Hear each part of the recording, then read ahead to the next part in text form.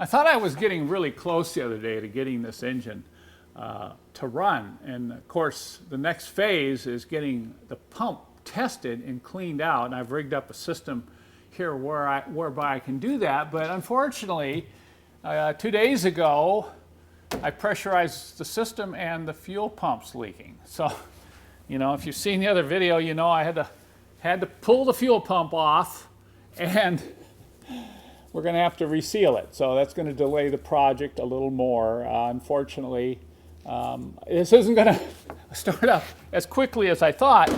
I still remember a couple comments I got on YouTube when I first acquired this car. I think one guy said, oh, just, you know, I had an old Ford that had been sitting out in the field for 15 years, just put some gas in and fired right up. Well, can you imagine if I just tried to put some gas in the beast here and just tried to fire it right up? This is not your old Ford or your old Chevy, okay? But I wanted to mention another thing here. I know a lot of you have made comments about how long this is taking, questioning why it's taking so long. I know a couple of you have even accused me of having already started the engine, and I'm just trying to hide that from you. I'm sorry, I had no idea I was creating this kind of a soap opera about the beast, but my intent was to just share with you some of the things I had to go through with this car to get it running again. And I don't know how long the video series is going to last, but I need to explain one thing to those of you who have been impatient at my inability to keep these videos coming. Is I do have to do other things around here at the shop. I run a business, I manufacture products, I build kits, and you know, sometimes I just don't have time to mess around with my play cars. This is a play car. You know, I'm certainly not making any money playing around with this and shooting videos on it, okay? So I want to kind of give you an idea, a better idea. Some of you I don't think really know what we do here at Mercedessource. You know, we sell parts, but parts is not what we do. We're not a parts house. What started this business was my desire to come up with something, with a business that would sell solutions, not just parts. You can buy parts on eBay, you can buy parts anywhere on the internet, but I wanted to be able to sell solutions to common problems that people had on their older Mercedes. And what evolved from that was the production of a whole series of products that I had no idea that I would ever end up doing in my twilight years. Because, believe it or not, I am approaching my twilight years here, folks. So I want to show you now. Let me show you what we build here at Mercedessource, and hopefully you'll have a little bit better understanding why it's taking me so long to get the beast running. The very first specialty tool that I designed almost 15 years ago is this wrench right here. This is a wrench for adjusting the valves on the older Mercedes diesel engines. Now, why did I develop this wrench? Because I didn't like the way the German Hazet wrenches work. They hurt my hands, the heads were too wide, you couldn't get them on the nuts. So one day my mechanic and I said, let's make a wrench. And we started out with, you know, a 14 millimeter combination wrench, cut it off, weld it on a pipe handle, and then we had to go through all this monkey motion to heat and bend this with a torch, okay? Then we did some other modifications to it too, and as we started using this ourselves, I says, wow. We also had offset heads. When we made it, we made it so the heads were offset, and that's something the German wrenches didn't have either. So you had this give you a much better options to get on those two nuts. And over the next 3 or 4 months, we said, this tool works so well, let's make it and sell it. And I don't know how many thousands of these sets of valve adjusting wrenches we've sold over the year. But we're really proud of this tool, by the way. This is totally made in the USA. The wrench is a US made wrench. The pipe is made here. It's a specialty pipe made here in the US. And even this heavy duty rubberized handle material is made in the US. So that's hard to say anymore, where you got everything made in the USA, including all the materials that go into producing it. So right behind that tool came another tool. Some of you may have seen this on my website. Some of you may own it. But as I worked on these old diesels, one of the things that was really hard to get off were the bolts on the fan clutch that held it to the water pump. You have to change the water pumps in these old diesels. And getting on those specialty bolt heads was very difficult, and even reaching down in there to get to them was not a piece of cake either. So we went to work coming up with a very long box end wrench, once again cutting off a combination wrench, welding on a pipe, and then we had to grind the head because there's very tight tolerances. I don't know how many rounded off fan clutch bolts I've seen over the years because people have tried to get them off with an open end wrench. So that was number 2. And then right behind that came a set of tools to take the oil cooler hoses off the old diesels. Oh boy, was that fun. You know, trying to get those oil cooler hose fittings off back there on the oil filler. So look what we had to do. We came up with this box wrench that we cut out so we could get it over the line on those oil coolers, and once again put a handle on it. Then we had to have a specialty wrench that would hold the nuts on the oil filler housing so that when you turned the nut on the oil cooler hose, that wouldn't spin, and it had to be really thin. So we do some special cutting here in our shop to modify this wrench right here. But if you're changing oil cooler hoses or pulling off the oil filler housing to replace the gasket, these tools are real lifesavers. Next up was the fuel tank screens in these old Mercedes. So many of them need to be removed and cleaned or replaced. And trying to get the fuel tank screen off is, people said, well, just get under there and use a spanner wrench. Well, sorry, it doesn't work that way. It's really hard to get up there. There's a rubber gasket gets in the way. And a standard socket doesn't work. The standard socket is too deep.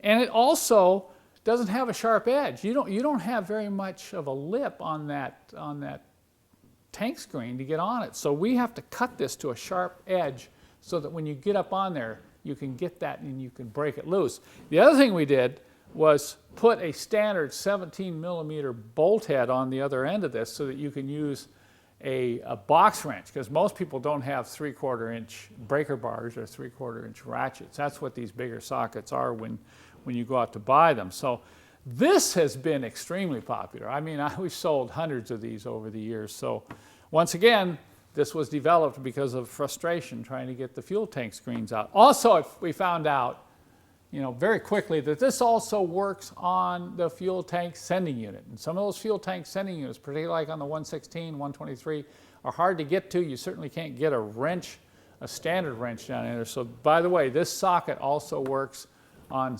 fuel tank sending units.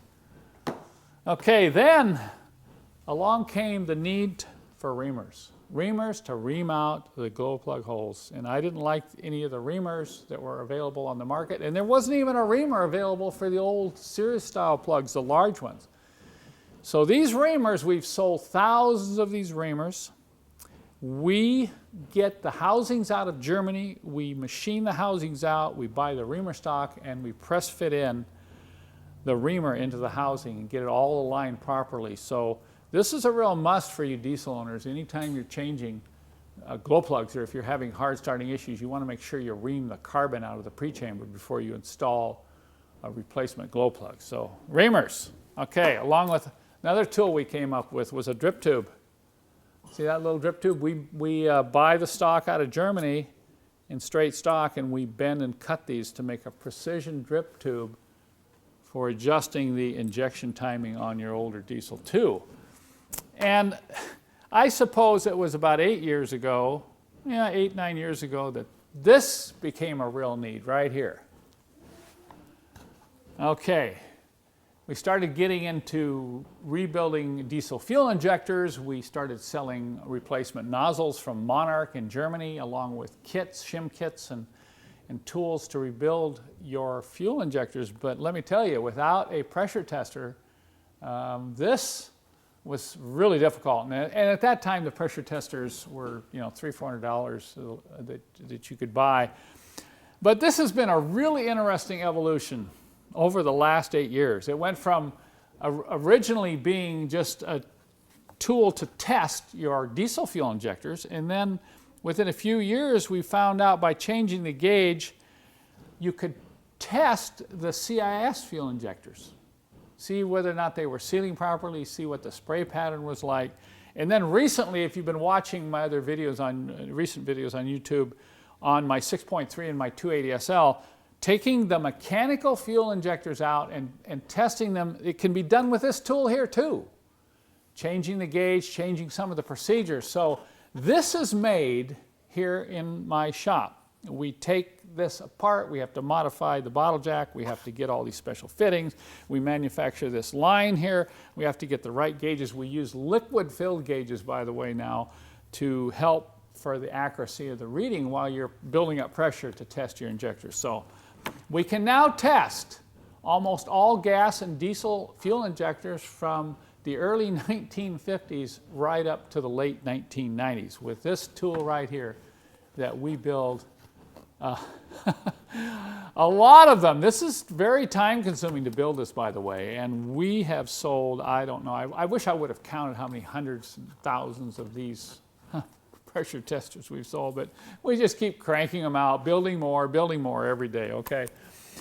And then we had, we got into turbochargers, and we found that you needed some special tools to take these turbochargers off the engine. This is one I came up with to help torque the nut on the end of the turbine shaft, because it has to be torqued to a specific torque, and while you're holding the unit in the vise, you need a steady pressure to apply the torque.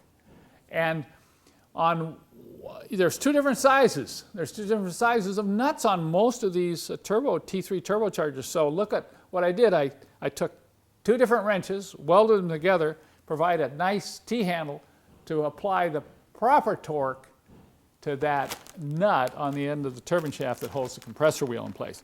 Then, of course, we needed some other tools to get to those nuts in the center section. And, of course, once again, what we're doing is we're taking wrenches, existing wrenches, and bending and modifying them to help you get your turbocharger, your diesel turbocharger, off the engine and overhauled properly. And then it seems like more recently, one of the best breakthrough tools that we did was this shift bushing insertion tool. I mean, trying to change these shift bushings up underneath the car, up in the transmission tunnel, is really challenging. So we came up with a tool to take the clip off and a tool to both remove and insert the shift bushing. And these have been extremely popular. Then right behind that, we've done some other specialty pliers. This is the curved tip plier. You can't believe how handy this is. It can get a hold of things to remove, but plus you can grab stuff in real tight places. And then the clamping tool, which has been so popular, gets hoses loose, coolant hoses, small rubber hoses, fuel hoses, also gets a hold of spark plug wires, and you can remove them like from the M103, M102 engine. So we're still working. Recently, this is a simple one.